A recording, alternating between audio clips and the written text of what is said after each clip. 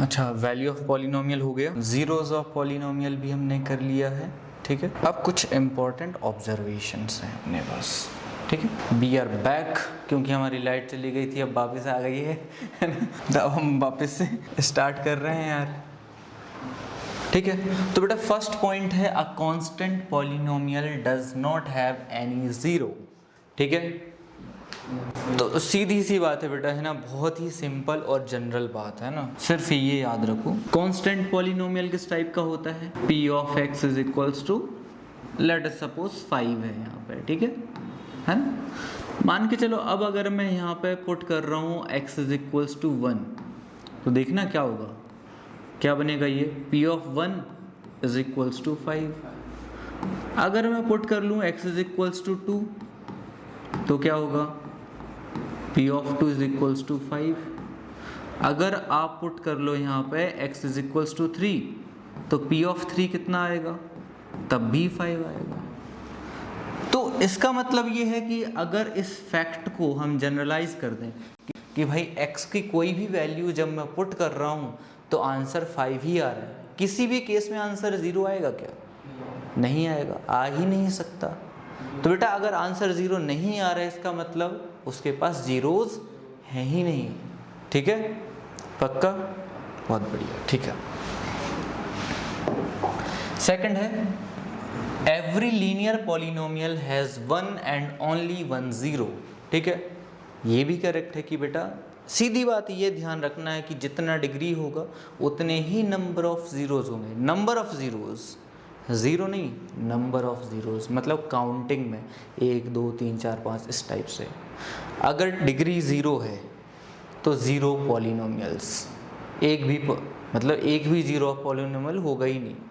अगर डिग्री 1 है तो एक number of zero of polynomial होगा। डिग्री 2 है तो कितने ज़ीरोज़ होंगे, 2 ज़ीरोज़ होंगे। डिग्री 3 होगी तो 3 ज़ीरोज़ होंगे। डिग्री 4 होगी तो 4 ज़ीरोज़ होंगे। ठीक है, जितना डिग्री उतने ही number of zeros. Is that clear, पक्का। तो बेटा आपको पता है कि लीनियर पॉलिनोमियल में डिग्री कितना होता है। अब अगर डिग्री 1 है तो नंबर ऑफ ज़ीरोज़ कितने होंगे, 1 होंगे। करेक्ट है, पक्का। अच्छा, यहाँ पे क्या बोल रहा है, जीरो मे और may not be the zero of a given polynomial. तो बहुत ही ऑब्वियस सी बात है बेटा, है ना, x की वैल्यू 0 पुट करने पे पॉलिनोमियल का वैल्यू 0 आए, ये ज़रूरी तो नहीं है। ठीक है, कुछ एग्जांपल्स ऐसे भी तो हो सकते हैं जैसे p of x is equals to x square minus 3x plus 2। अब अगर मैं यहाँ पे x का वैल्यू 0 पुट करता हूँ तो पॉलिनोमियल का वैल्यू कितना आ रहा है, 2 आ रहा है। इसका मतलब x इक्वल्स टू 0 जो है, it is not the zero of polynomial.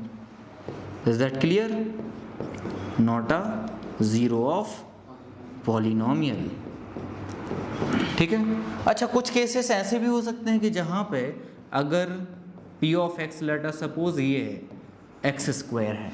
ठीक है, अब अगर यहाँ पे आप पुट करो x इज इक्वल्स टू 0, तो p ऑफ 0 कितना आएगा बेटा, 0 आ जाएगा। तो इस केस में जो ये 0 है, it is zero of polynomial, but इस केस में ये ज़ीरो ऑफ पॉलिनोमियल नहीं है। तो यही बोलना चाह रहे हैं कि जो 0 है वो ज़ीरो ऑफ पॉलिनोमियल हो भी सकता है और नहीं भी हो सकता है। It depends on question. ठीक है, कि आपको क्वेश्चन में कौन सा एक्सप्रेशन दिया हुआ है। ठीक है, पक्का, इज दैट क्लियर, बहुत बढ़िया। ठीक है, नेक्स्ट है number of zeros of a polynomial can not exceed it's 0। सही बात है, पहले ही बात कर चुके हैं। डिग्री 0 है तो नंबर ऑफ जीरोज 0, डिग्री 1 है तो 1। ज़्यादा तो नहीं बोल रहे ना कि डिग्री 2 है और नंबर ऑफ जीरोज 3, ऐसा तो नहीं बोला ना, नहीं बोला। ठीक है, बहुत बढ़िया। Next, now we have graphical meaning of zeros of polynomial. ठीक है, ग्राफिकल मीनिंग क्या होते हैं इनके, तो बहुत ही सिंपल सी चीज़ है बेटा कि जो जीरो ऑफ पॉलिनोमियल होता है ना, वो क्या होता है, जहाँ पे पॉलिनोमियल का ग्राफ एक्स एक्सिस को कट करता है उस पॉइंट का एक्स कोऑर्डिनेट। ठीक है, फिर से बोल रहा हूँ, ध्यान से सुनना। क्या होता है कि जो पॉलिनोमियल का ग्राफ है वो एक्स एक्सिस को कहीं पे कट कर रहा होगा, तो वहाँ पे एक पॉइंट ऑफ इंटरसेक्शन मिलेगा। उस पॉइंट ऑफ इंटरसेक्शन का जो एक्स कोऑर्डिनेट होगा उसको हम क्या बोलेंगे, zero of polynomial. For example हमारे पास ये ग्राफ है, ठीक है, ये ग्राफ बना हुआ है। अब बेटा ये अपना एक्स एक्सिस है, तो ये जो पॉइंट है ये क्या है, point of intersection of this graph and this x axis. तो बेटा हर एक पॉइंट के पास क्या होते हैं, दो कोऑर्डिनेट्स होते हैं, एक एक्स कोऑर्डिनेट और एक वाई कोऑर्डिनेट। तो ये जो एक्स कोऑर्डिनेट आप देख पा रहे हो, it is nothing but zero of polynomial. ठीक है, सेकंड एग्जांपल ये है अपने पास कि बेटा ये ग्राफ है। अब ये ग्राफ आप क्लियरली देख सकते हो कोई एक्स एक्सिस को कितने पॉइंट्स पे कट कर रहा है, 2 पॉइंट्स पे। ठीक है, तो यहाँ पे इस पॉइंट के भी एक्स और वाई कोऑर्डिनेट्स होंगे, इस पॉइंट के भी होंगे। तो बेटा इस पॉइंट में ये जो एक्स कोऑर्डिनेट है जो अल्फ़ा लिखा हुआ है, और इस पॉइंट में एक्स कोऑर्डिनेट को बीटा लिखा हुआ है। तो बेटा ये अल्फ़ा और ये बीटा, ये दोनों क्या है, ज़ीरोज़ ऑफ पॉलिनोमियल। ठीक है, सिमिलरली यहाँ पे एक एग्जांपल ये भी दिया है, इस पॉइंट पे, इस पॉइंट पे और इस पॉइंट पे 3 जगह इंटरसेक्ट कर रहा है। तो ये अल्फ़ा एक ज़ीरो हो गया, दूसरा बीटा हो गया और तीसरा गामा हो गया। ठीक है, क्लियर, पक्का। अच्छा, यहाँ से एक चीज़ और आप ऑब्जर्व कर सकते हो कि जितने नंबर ऑफ इंटरसेक्शंस होंगे उतने ही नंबर ऑफ ज़ीरोज़ होंगे।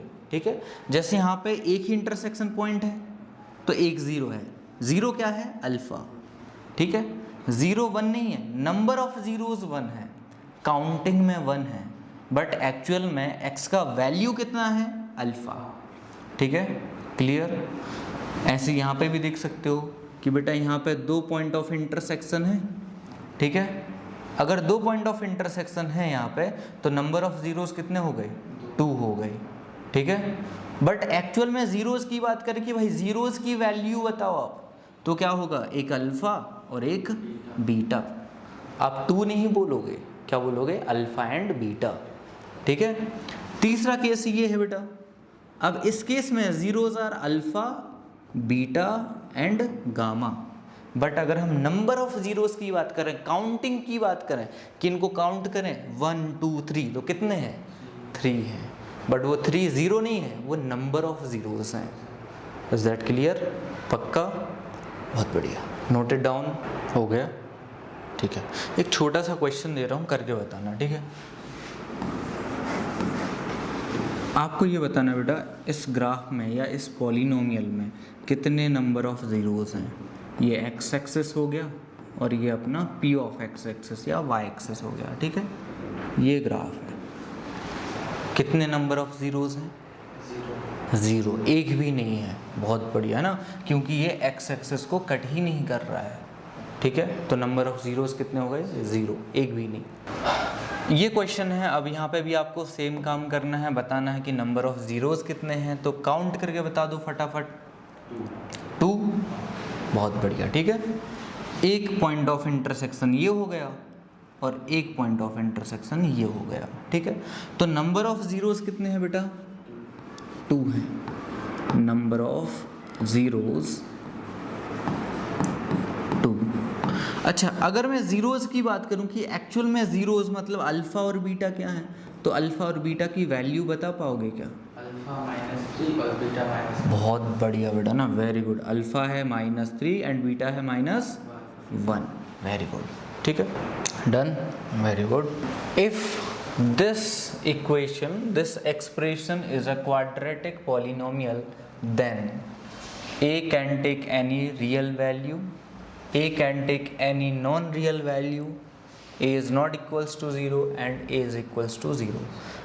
देखो बेटा, अगर ये क्वाड्रेटिक पॉलिनोमियल है तो डिग्री कितना होना चाहिए, 2, पक्का।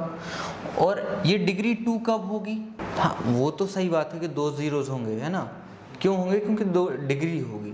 देखो एक केस ऐसा भी बनता है कि अगर बेटा x² का कोफिशिएंट जो है दैट इज़ a - 2, अब अगर ये 0 हो जाएगा तो उस केस में ये पूरा नंबर 0 हो गया, और 0 मल्टीप्लाई बाय एनीथिंग क्या हो जाएगा 0, तो ये पूरा टर्म तो 0 हो गया, बचा क्या 3x माइनस 5, ठीक है, तब तो ये लीनियर बन जाएगा। तो हमें ये जो कंडीशन है कि ये जो कॉफिशिएंट ऑफ एक्स स्क्वायर है ये 0 नहीं होना चाहिए, इस चीज़ से इसको बचाना पड़ेगा। तो हम क्या बोलेंगे a minus 2 is not equals to 0, कि क्वाड्रेटिक पॉलिनोमियल ये जो एक्सप्रेशन दिया है वो तभी होगा जब कॉफिशिएंट ऑफ एक्स स्क्वायर 0 नहीं होगा, ठीक है, इज दैट क्लियर। तो अगर हम इस इक्वेशन को सॉल्व करते हैं तो इस 2 को हमें ट्रांसफ़र करना पड़ेगा, तो a क्या आ जाएगा, नॉट इज इक्वल्स टू 2। कौन सा ऑप्शन दिख रहा है? ऐसे तो कोई ऑप्शन दिख नहीं रहा है, इसमें लिखा है a can take any real value, नहीं, बट ये गलत हो जाएगा क्योंकि भाई 2 भी तो एक रियल नंबर है और जो a है वो 2 नहीं ले सकता, 2 के अलावा सब हो सकता है बट 2 नहीं हो सकता, तो ये तो एक्सप्रेशन गलत हो गया। फिर बोल रहा है a can take any non real value, but ऐसा भी नहीं है कि अगर a का वैल्यू 3 हो जाए तो 3 माइनस 2 कितना आएगा 1 आएगा, उस केस में डिग्री 2 हो जाएगी तो क्वाड्रेटिक हो गया, तो वो भी गलत है। थर्ड में क्या बोल रहा है a is not equals to 0, अब अगर a 0 नहीं हुआ, ठीक है, मान के चलो 2 हो गया, तो अब यहाँ पे ये डेटा तो इनसफिशिएंट ही हो गया ना भाई, कि इस केस में 0 हो, मतलब ये जो कॉफिशिएंट है वो 0 हो भी सकता है और नहीं भी हो सकता है, ठीक है। बट अगर हम ये वाला केस देखें कि a की वैल्यू 0 है, तो अगर हम a की वैल्यू 0 पुट कर दें बेटा, तो 0 माइनस 2 कितना आ गया -2, तो -2 into x square plus 3x minus 5, तो वहाँ पे जो कॉफिशिएंट ऑफ एक्स स्क्वायर है वो 0 नहीं बनेगा। इसका मतलब ये वाली जो कंडीशन है वो फुलफ़िल कर पा रही है कि अगर a को मैं 0 कर भी दूंगा ना, तो जो कॉफिशिएंट ऑफ एक्स स्क्वायर है वो 0 नहीं आएगा, ठीक है। तो उस केस में ये जो एक्सप्रेशन दे रखा है वो क्वाड्रेटिक पॉलिनोमियल हो जाएगा, तो ये आंसर आ जाएगा अपना a इज इक्वल्स टू 0, ठीक है, नोटेड डाउन, डन, बहुत बढ़िया। नेक्स्ट क्वेश्चन पे मूव करते हैं। अब हमारे पास splitting the middle term method, ठीक है। अब बेटा ये होता क्या है, क्या यूज है इसका, वो सब डिस्कस करना है, ठीक है। तो बेटा एज द नेम सजेस्ट कि जो splitting the middle term method होता है, इसमें हम एक पॉलिनोमियल का मिडिल टर्म जो होता है उसको स्प्लिट कर देते हैं। करते क्यों हैं? To find out the zeros of polynomial, या फिर सिर्फ उस एक्सप्रेशन को फैक्टराइज करने के लिए भी हम ये काम कर सकते हैं कि मुझे उस एक्सप्रेशन के फैक्टर्स चाहिए, तब भी ये काम कर सकते हैं, और अगर हमें ज़ीरोज़ चाहिए तो फिर हमें ये करना ही करना है, ठीक है। मेथड क्या है, कैसे करते हैं वो देखना है, ठीक है, पक्का, बहुत बढ़िया। तो एक एग्जाम्पल से समझ लेते हैं कि भाई ये अपने पास एग्जाम्पल है, ठीक है। अच्छा, इस मेथड के कुछ एल्गोरिदम होता है, ठीक है, 2-3-4 खास काम होते हैं, वही देखना होता है, वही करना होता है, ठीक है। मैं पहले वो मेथड लिखवा देता हूँ कि क्या क्या करना होता है, ठीक है। तो एल्गोरिदम करके लिखते हैं।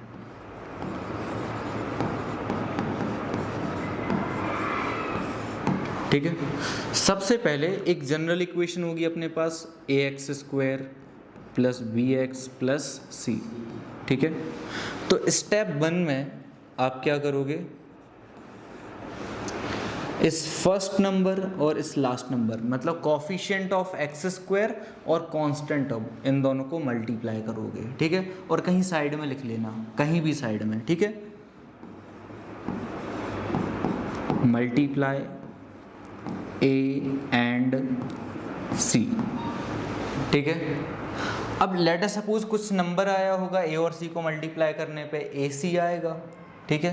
तो क्या मिलेगा आपको ac, ठीक है।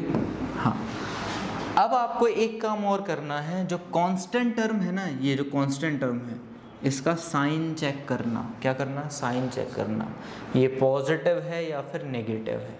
क्या चेक करना? साइन चेक करना, पॉजिटिव है कि नेगेटिव है, ठीक है।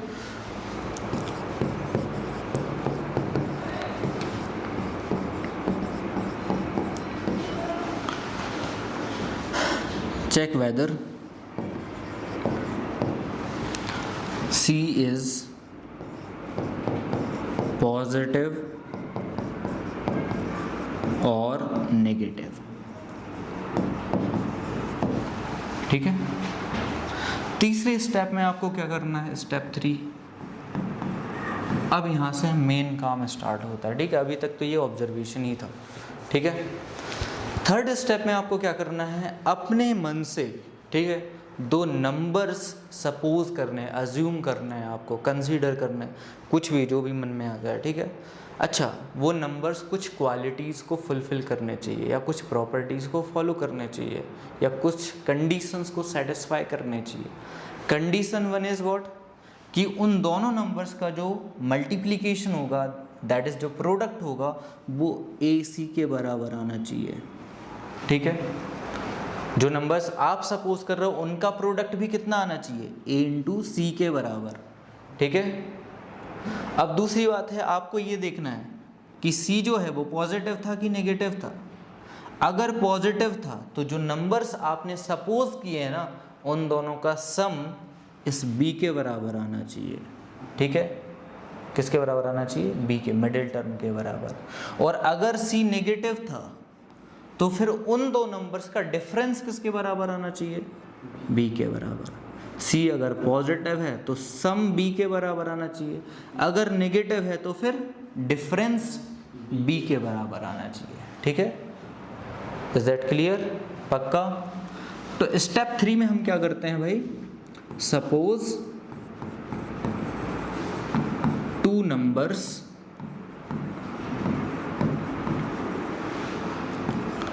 whose product is equal to A into C। ठीक है, उनका प्रोडक्ट कितना होना चाहिए, AC के बराबर होना चाहिए। ठीक है, स्टेप 4 में if C is positive, ठीक है, अच्छा, मान के चल लो कि भाई जो नंबर्स आपने कंसिडर किए हैं वो अल्फा एंड बीटा है। ठीक है, if C is positive then alpha plus beta should be is equals to B। ठीक है, और अगर C is negative then alpha minus beta, या फिर बीटा माइनस अल्फा भी कर सकते हो, कोई दिक्कत नहीं है, इज इक्वल्स टू B। ठीक है, अब उसके बाद आपको क्या करना है, स्टेप 5 में आपको ये जो मिडिल टर्म है आपका ना, यहाँ पे ये B, इसको स्प्लिट करना है in the form of alpha and beta. ठीक है, split B in the form of alpha and beta. ठीक है, तो ये मेन प्रोसीजर है, कंप्लीट नहीं है, बाकी अपन एग्जाम्पल में समझेंगे। ठीक है, इतने स्टेप्स हमें करने हैं। ठीक है, अच्छा, लिखना कुछ भी नहीं रहेगा, ये तो मैंने बस मेमोरी के लिए लिखवा दिया है। ठीक है, बाकी सब तो आप खुद ही कर लोगे मेंटली। ठीक है, नोट इट डाउन, कर लिए नोट, पक्का। ठीक है, चलो ये क्वेश्चन लेते हैं। ठीक है, पक्का। गलत, ये क्वेश्चन ही गलत है। 7 3 या 21 आएगा, लेकिन 7 -3 करके 4 आना चाहिए था, मतलब यहाँ पे माइनस होना चाहिए था।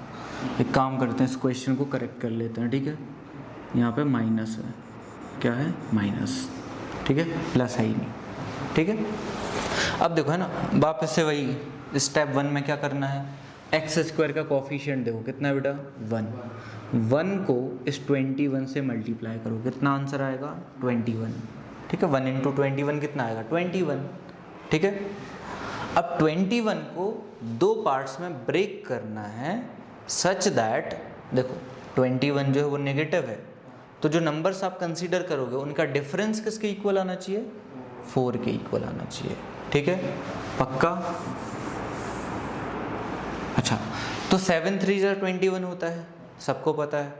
ठीक है, और 7 - 3 करते हैं तो कितना आता है, 4 आता है। ठीक है। तो अब ये जो बेटा 4 है ना, इसको हमें 7 और 3 के फॉर्म में स्प्लिट करना है, ठीक है। तो हम कैसे लिखेंगे, एक्स स्क्वायर प्लस, अच्छा एक चीज़ और ध्यान रखना बेटा, देखो प्लस का 4 चाहिए ना, मतलब फाइनल आउटपुट आपको डिफरेंस का क्या चाहिए, 4। तो जो बड़ा नंबर होगा ना उसको पॉजिटिव रख लेना, छोटे नंबर को नेगेटिव रख लेना। तो आप क्या लिखोगे, प्लस 7x माइनस 3x, ठीक है। और ये माइनस 21 को एज इट इज लिख दो, ठीक है। हमने इस 4x को स्प्लिट किया है 7x और 3x के फॉर्म में, ठीक है, पक्का। अब ये आपका फर्स्ट पेयर होगा और ये आपका सेकंड पेयर होगा, यहाँ से हमें कॉमन करना है। अच्छा बेटा, इस टर्म में और इस टर्म में क्या कॉमन दिख रहा है, हमें x कॉमन दिख रहा है, तो x को कॉमन कर लो, ब्रैकेट में क्या बचेगा, x प्लस 7। अच्छा बेटा, यहाँ पे क्या कॉमन दिख रहा है, एक तो माइनस कॉमन दिख रहा है और 3 भी कॉमन दिख रहा है, तो बचेगा यहाँ पे x और यहाँ पे प्लस 7, ठीक है। अब इन दोनों टर्म्स में एक ये टर्म है और एक ये टर्म है, यहाँ से x प्लस 7 कॉमन कर सकते हैं हम, तो x प्लस 7 कॉमन कर लिया और यहाँ पे क्या बचा, x माइनस 3, ये अपना आंसर है, ठीक है। तो बेटा ये हमने इस एक्सप्रेशन को फैक्टराइज किया है अभी, ठीक है, ज़ीरोज़ कैलकुलेट नहीं किए हैं। अब अगर हमें ज़ीरोज़ कैलकुलेट करने हैं तो ये जो फैक्टर्स आपके पास हैं, इन फैक्टर्स को क्या करोगे, जीरो से इक्वेट कर दोगे। एक बार इस फैक्टर को ज़ीरो के इक्वल रखोगे, एक बार इस फैक्टर को ज़ीरो के इक्वल रखोगे, ठीक है, पक्का। यहीं पे यहीं कर देते हैं अपन इस चीज़ को, ठीक है। सो लिखो यहाँ पे, to find zeros put each factors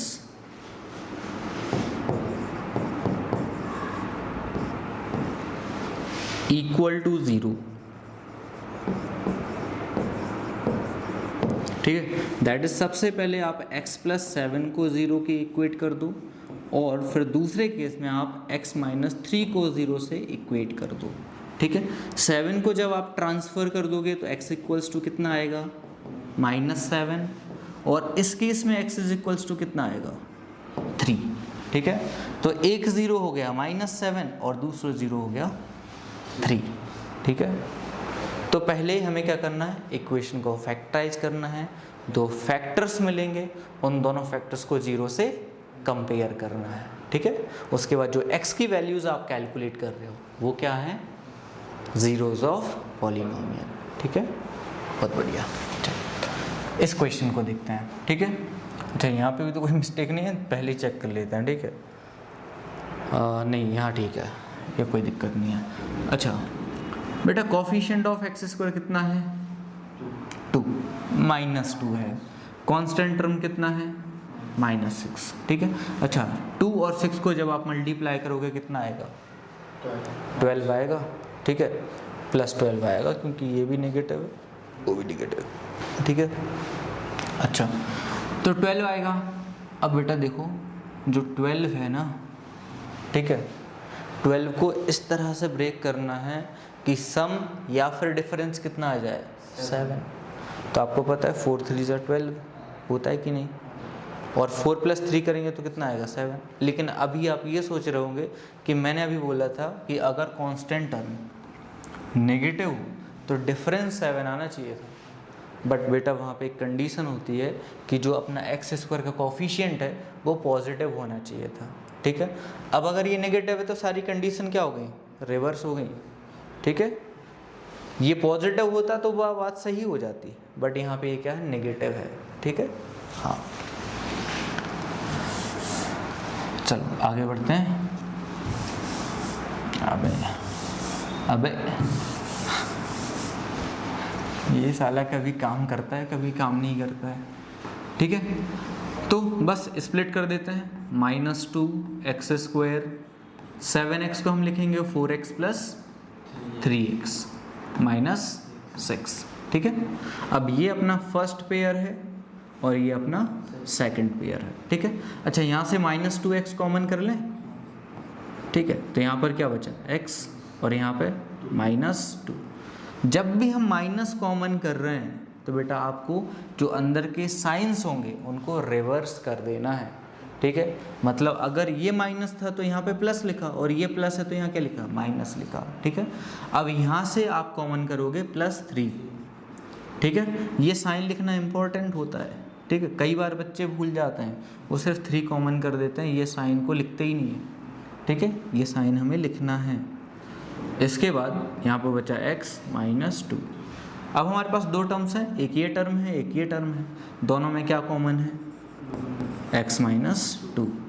जब हमने x - 2 कॉमन किया तो यहाँ पर क्या बचा होगा, -2x, और यहाँ पर क्या बचा होगा, +3। तो ये बन गए अपने फैक्टर्स। अब अगर इन फैक्टर से जीरोज निकालने हैं तो क्या करेंगे, बिल्कुल जीरो से कंपेयर कर देंगे इन दोनों फैक्टर्स को। ठीक है, ओके, सो लिखो टू फाइंड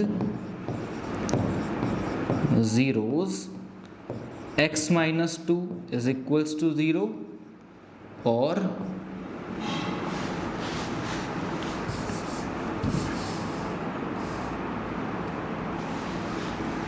अभी और -2x + 3 इज इक्वल्स टू 0। ठीक है, जब हम इसको यहाँ पे ट्रांसफ़र करेंगे तो बेटा x का वैल्यू कितना आएगा, 2 आएगा। ठीक है, और जब हम इस 3 को यहाँ पे ट्रांसफ़र करेंगे तो -2x इक्वल्स टू -3, माइनस से माइनस कैंसिल कर दो और 2 को यहाँ पे डिवाइड कर दो, तो x कितना आ गया, 3/2। ठीक है, तो एक 0 है अपने पास 2 और दूसरा है 3/2। क्लियर, पक्का।